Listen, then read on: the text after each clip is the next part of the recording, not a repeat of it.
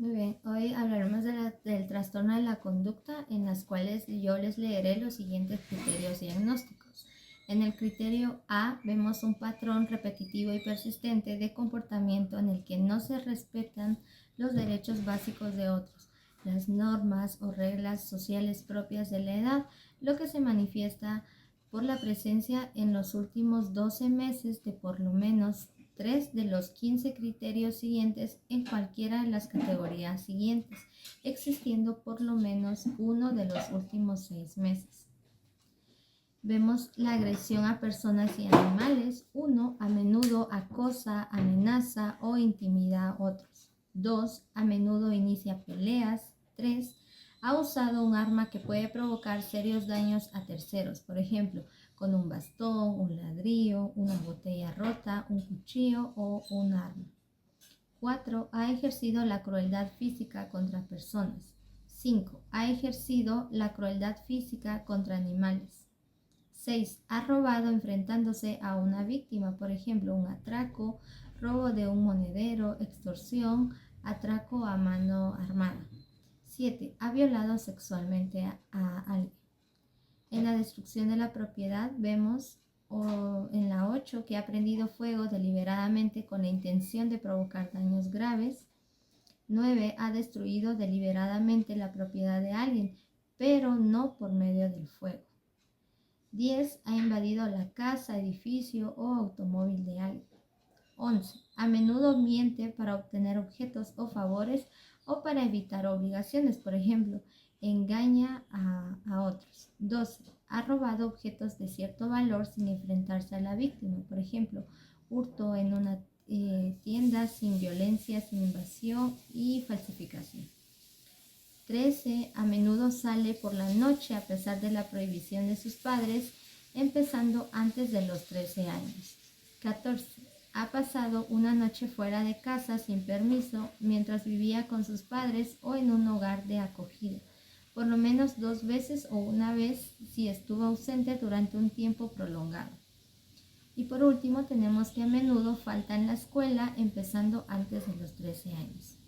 En el criterio B vemos que el trastorno del comportamiento provoca un malestar clínicamente significativo en las áreas sociales, académicas o laborales. En el criterio B, si la edad del individuo es de 18 años o más, no se cumplen los criterios del trastorno de la personalidad antisocial. En los especificadores encontramos el F91.1 de tipo de inicio infantil, en la cual los individuos muestran por lo menos un síntoma característico del trastorno de conducta antes de cumplir los 10 años. En el F91.2, tipo de inicio de adolescente, los individuos no muestran ningún síntoma característico del trastorno de conducta antes de cumplir los 10 años. En el F91.9, tipo de inicio no especificado, se cumplen los criterios del trastorno de conducta, pero no existe suficiente información disponible para determinar si la aparición del primer síntoma fue anterior a los 10 años de edad. También especificamos con emociones prosociales limitadas. Para poder asignar este especificador, el individuo ha de haber presentado por lo menos 2 de las siguientes características de forma persistente durante 12 meses por lo menos en diversas relaciones y situaciones. En la falta de remordimiento o culpa, en la cual ellos no se sienten mal ni culpables cuando hacen algo malo. No cuentan los remordimientos que expresa solamente cuando les sorprende o ante un castigo. Es insensible, carente de empatía, en la cual no tiene en cuenta ni le preocupan los sentimientos de los demás. Es despreocupado por su rendimiento, no muestra preocupación respecto a un rendimiento deterioro o problemático en la escuela. Vemos el afecto superficial o deficiente, no expresa sus sentimientos ni muestra emociones con los demás, salvo de una forma que parece poco sentida, poco sincera o superficial.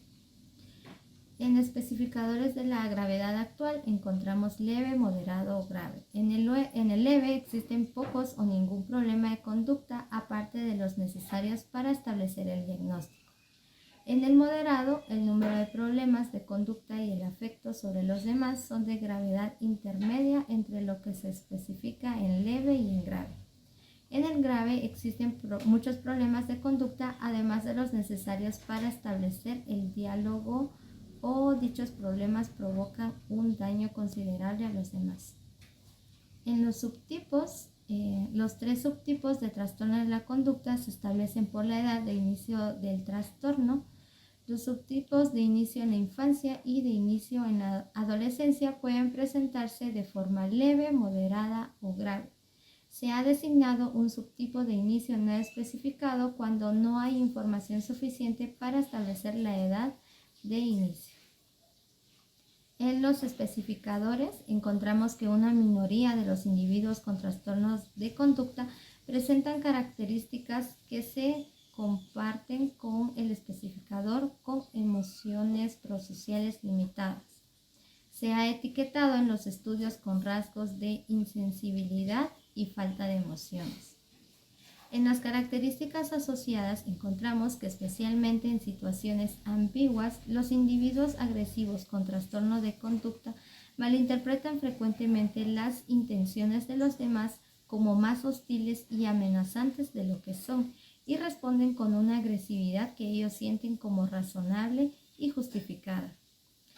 En la prevalencia encontramos que los índices crecen de la infancia a la adolescencia.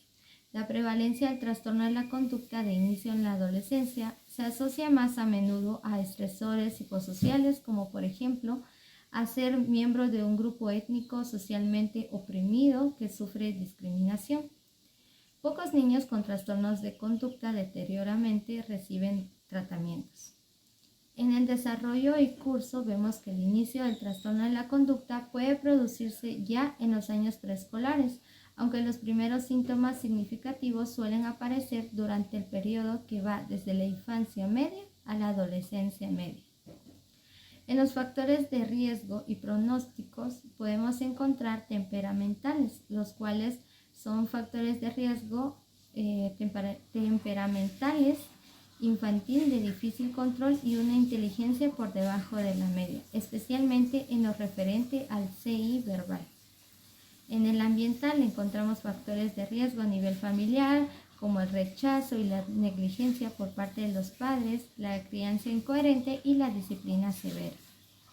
En los genéticos y fisiológicos, el trastorno de la conducta está influenciada por los factores genéticos y ambientales, ¿verdad? Que pueden ser los más frecuentes en los niños, como los padres biológicos que presentan un trastorno grave por consumo de alcohol, trastorno depresivo y bipolar o esquizofrenia, o padres biológicos que tienen antecedentes de TDAH o trastornos de la conducta. En los modificadores de cursos vemos que la persistencia es más probable en las personas cuyos comportamientos cumplen los criterios del subtipo de inicio infantil y los requisitos del especificador con emociones prosociales limitadas.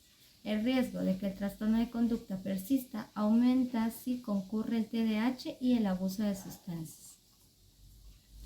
En los diagnósticos diferenciales encontramos el trastorno negativista desafiante, en la cual llevan al individuo a conflictos con personas adultas y con otras figuras de autoridad.